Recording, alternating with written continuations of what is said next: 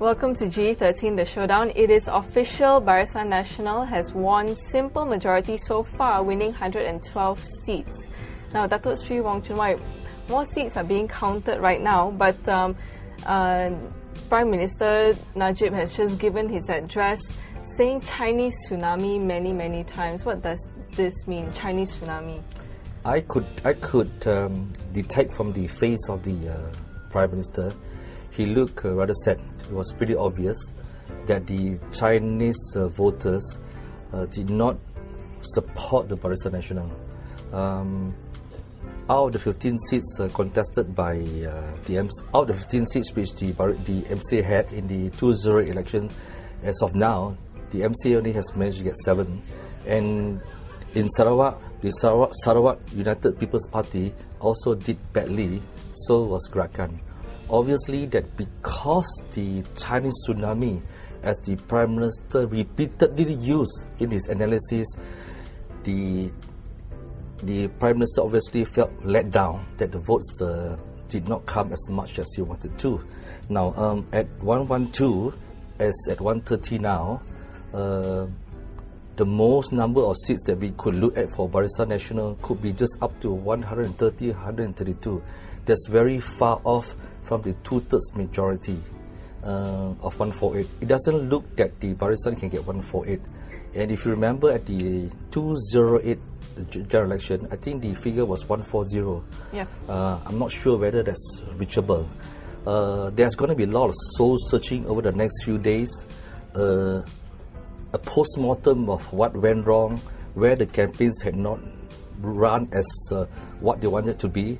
In Penang, for the first time, I think, in the history of the alliance and the Barisan Nasional, a Barisan Nasional candidate actually lost his deposit in Panang Kota. And I think that is a strong message which the Chinese has sent to the Barisan Nasional. And that given this strong tsunami, there will obviously be effects.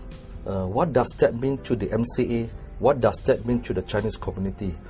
The MCA had 4 federal seats now, with 15 parliamentary seats now. Obviously, when you have been reduced to half, there is no way that you can get 4 cabinet positions.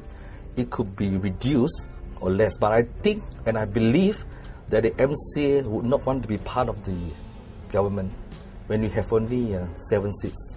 The party president, Chua Salek, has said, and he just tweeted an hour ago to say that the MCA respects the decision of the Chinese community, and that a decision was made some time back that if it performs worse than 2008, then it would opt out of the government. Now, that would have very serious repercussions. When the Chinese voted for the Pakatan Rakyat, whipped up by the frenzy and by the anger fed up by the DAP, obviously they did not care. Obviously, that all they wanted to do was to punish UMNO.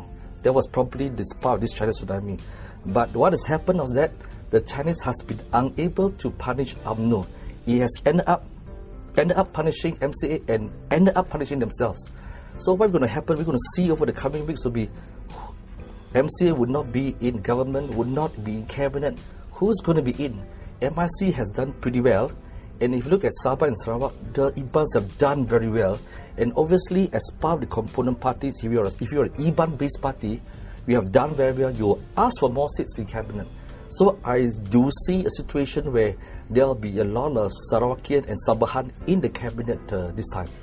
That would be the immediate analysis that I can give.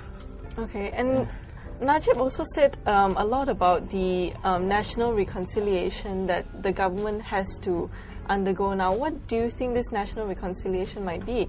He did say about, cutting out extremism from politics. What does that mean? Well, for example, I think that the Chinese voters, and again, as I said, he repeatedly used the word Chinese tsunami, a lot of the Chinese got carried away, believing that the majority of the Malay voters would join them in this so-called UBA, which is now academic. Okay, the government, the Barisan Nasional, has retained power.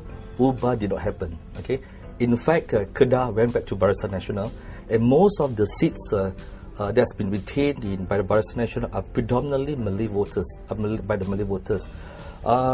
They believe that the Pakatan Rakyat would, PKR and PAS would deliver enough votes for them to form the government, but obviously it didn't happen. And in fact, if you look at the figures as of now that we have, DAP has ended up with the largest number of seats in opposition, probably more than PKR and probably more than PAS. So you have a Chinese with a huge size in opposition. Now, who's going to be the opposition leader? Is it going to be Lim Kit Siang, or is it going to be Anwar Ibrahim? And we all know that Anwar Ibrahim is not interested in becoming opposition leader. He just wants to be Prime Minister. It has not happened. He may retire, and Lim Kit Siang will obviously be the opposition leader. And this may sound a little bit far-fetched, and I'm taking it a bit further. Would there be a situation where PAS may end up joining with UMNO? We don't know. So these are things that will take some time, and it will take a little bit of analyzing. But as of now, we have a situation where the government is predominantly Malay and predominantly Bumiputera, Sabah and Sarawak against the Chinese opposition. And I don't think it will be healthy. And I believe that people should move on and talk about reconciliation and unity now. And I think the Prime Minister has said it rightly, because the election over the past 2 weeks has really divided Malaysians. That perfectly normal person have not been able to think logically, you know. And it's not part of the democracy. Perhaps we're just a growing democracy. We're still very agey. We haven't reached that level where you're either on this side or on that side. There's no grey area. And I think that as he has done it correctly as a statesman, where we need to move forward, get on with the job, and just remember that we're all Malaysians. Yeah, just now you did say that there is, you know, it does sound far-fetched, but PAS may end up joining UMNO. But do you think that in the next few months to come, there could be some kind of change in alliance with the different coalition? Because now, well, it's still unofficial, but BN does look like it has done worse than 2008. Well, as they say, there's no permanent friends and permanent enemies in politics, and that include the Malaysian politics.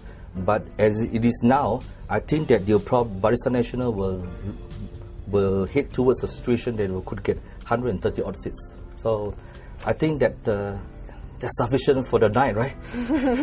Yes, it is. Okay. Yeah, anyway, thank you very much, Datuk Seri. And keep watching GE13, The Showdown, for more updates and interviews.